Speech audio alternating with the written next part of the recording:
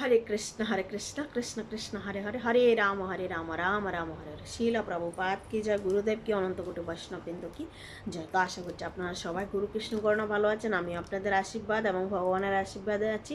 প্রতিদিনে না আজ আমরা শ্রীমদ্ ভাগবতম থেকে একটা শ্লোক অধ্যয়ন করবো ধারাবাহিকভাবে। আজ হচ্ছে 21 নম্বর শ্লোকটা। তো চলুন সবাই একসাথে অধ্যয়ন করি।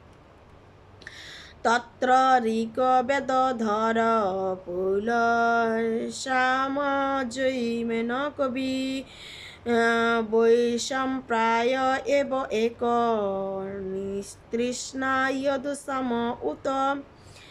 বেদকে চার আমরা আলোচনা করছিলাম যে আগের শ্লোকগুলোতে একটা বেদকে চারভাবে বিভক্ত করেছিল। তো আজকের শ্লোকে দেখব যে এই চারটা শ্লোকের মানে চারটা যে মেন রয়েছেন, মানে যারা যেটার অধ্যয়ন করে পারদর্শিতা হয়েছেন সেই সম্বন্ধে আজকে জানার চেষ্টা করব। তো একটি বেদকে চারটি ভাবে বিভক্ত করা হয়েছিল। আর প্রথমে হচ্ছে ঋগ্বেদ। ঋগ্বেদের যিনি অধ্যাপক ছিলেন তিনি হচ্ছেন পৌল ঋষি।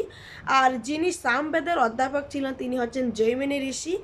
আর যিনি যজুর্বেদের অধ্যাপক ছিলেন তিনি হচ্ছেন বৈশাম্প্রয়ন। আর যিনি অথর্ব সূত্রী মন্ত্রে যিনি বর্ণনা করেছেন তিনি হচ্ছেন মহর্ষি অঙ্গিরা। আর এই মহর্ষি অঙ্গিরা হচ্ছেন তিনি অথর্ব বেদের মানে অধ্যাপক। তো এক একটা বেদের এক একজন অধ্যাপক রয়েছেন। আমরা দেখতে পাই যে ভার্সিটি বা ইউনিভার্সিটিতে আমরা বলে থাকি কোনো টিচারকে যে তিনি হচ্ছেন অধ্যাপক, বা তিনি অনেক শাস্ত্রবিজ্ঞ, বা তিনি অনেক পণ্ডিত, বা তিনি সমস্ত শাস্ত্র অধ্যয়ন করে তিনি ডিগ্রি বা পাণ্ডিত্য তিনি অর্জন করেছিলেন। আমরা সেটা সবাই পূর্ববর্তী আলোচনার মধ্যে আমরা দেখতে পেলাম যে আগেরকার সময়ে যারা মহাপণ্ডিত্য অর্জন করতো বা যারা পণ্ডিত হতেন তারা সবাই মায়াপুর নবদ্বীপ নামক স্থানে সেই স্থানে তারা সবাই পাণ্ডিত্য অর্জন করার জন্য যেতেন। এবং আমরা দেখতে পাই যে ভগবান স্বয়ং তিনিও গুরুকুলে গিয়েছিলেন পাণ্ডিত্য অর্জন করার জন্য।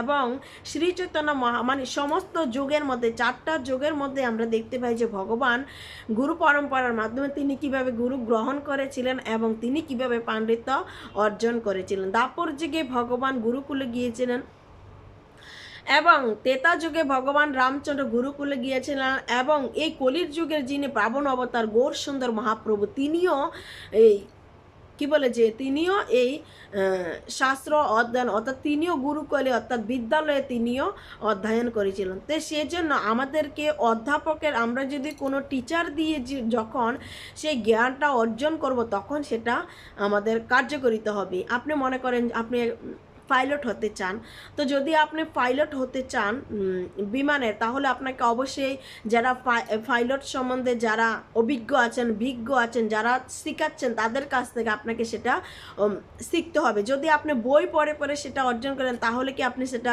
ভালোভাবে অধ্যয়ন করতে পারলেন বা আপনাকে সেটা পরবর্তীতে কাজে লাগবে?